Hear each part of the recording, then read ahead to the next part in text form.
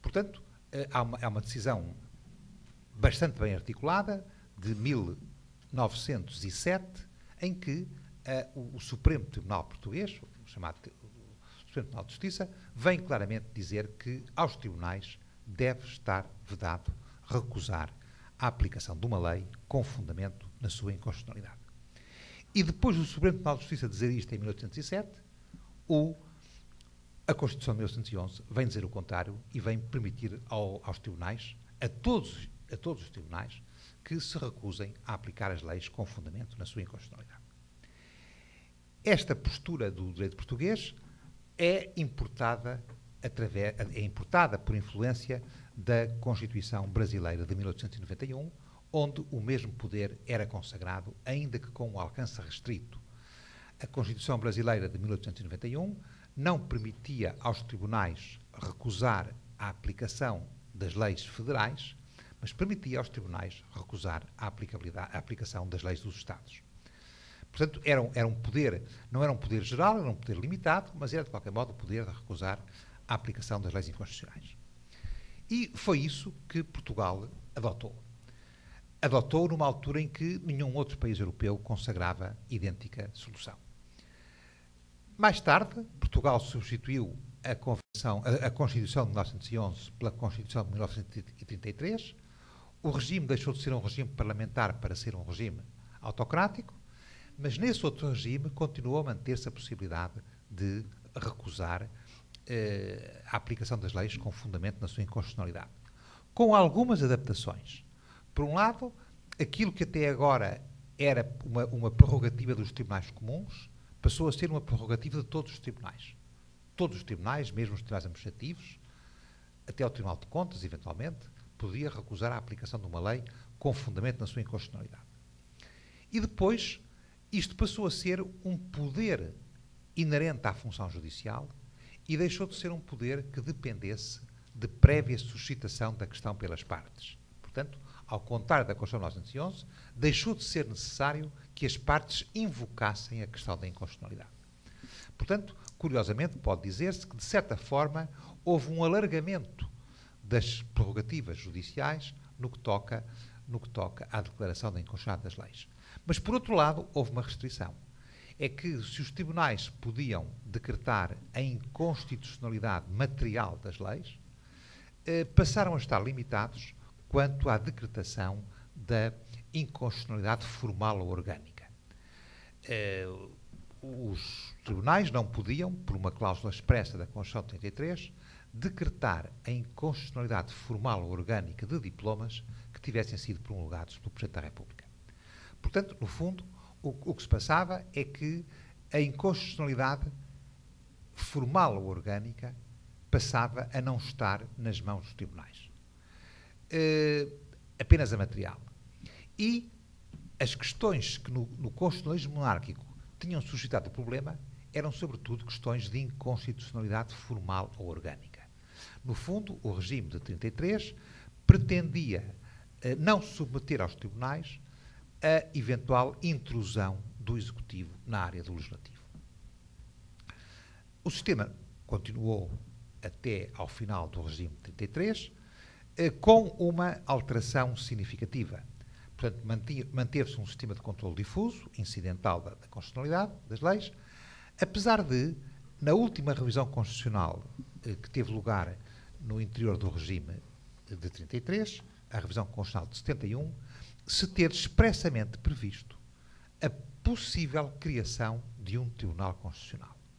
Ou seja, o legislador constitucional, em 71, anunciou, prefigurou a hipótese de um controle concentrado de constitucionalidade.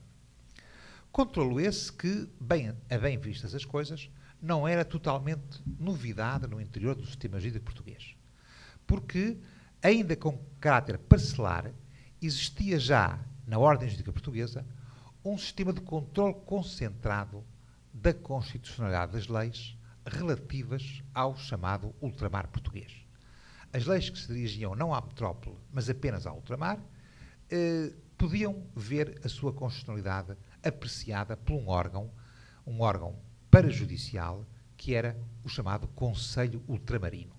Portanto, este Conselho um órgão que existia na estrutura estadual do Estado português na altura, tinha competência para apreciar a constitucionalidade das leis relativas ao ultramar.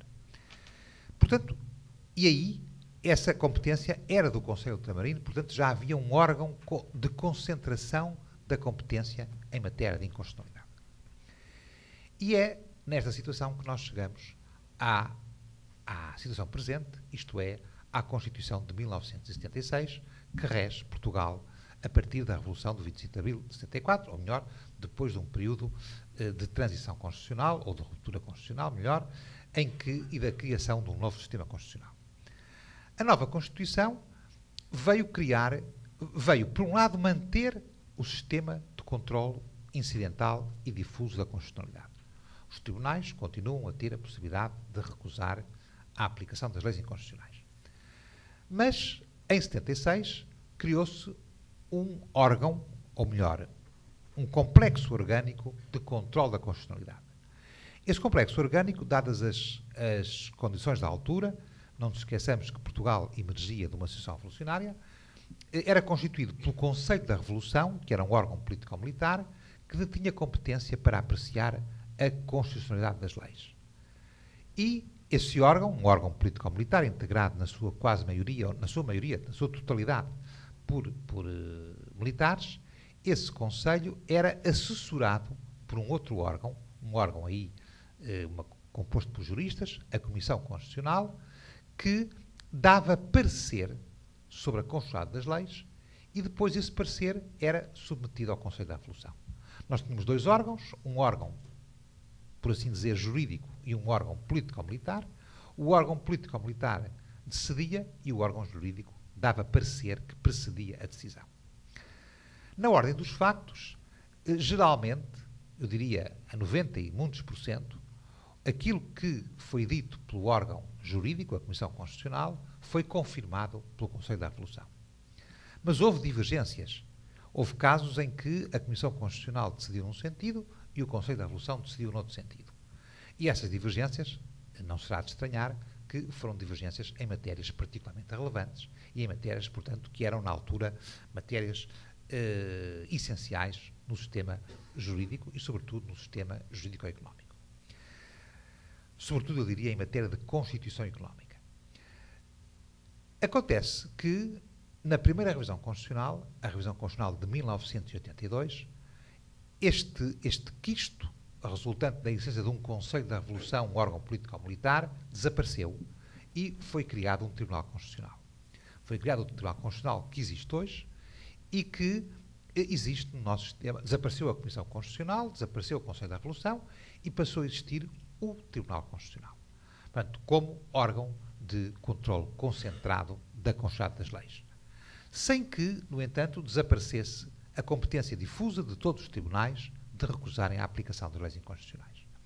E é por isso que se pode dizer que Portugal tem um sistema misto, um sistema em que vigora a matriz norte-americana, da Judicial Review, do controle incidental e difuso, que nos chegou via Brasil, via Constituição Brasileira de 1891, ainda que Portugal tenha logo desenvolvido o sistema, porque no Brasil ele tinha uma eficácia, uma aplicação limitada às leis estaduais e não incluía as leis federais, e em Portugal incluía, já em 1911, todas as leis. Mas, ao lado desta matriz difusa, Portugal passou a ter um órgão de controle concentrado, que foi o Tribunal Constitucional, a exemplo do que acontecia nos países europeus, do que acontecia na Áustria, em Espanha, na Alemanha, na Itália, enfim, dos sistemas que se foram criando e que se foram alargando de forma muito relevante nos últimos anos, sobretudo depois da queda da Cortina de Ferro, que viu aparecer como figura emergente do Estado de Direito europeu a instituição dos tribunais constitucionais.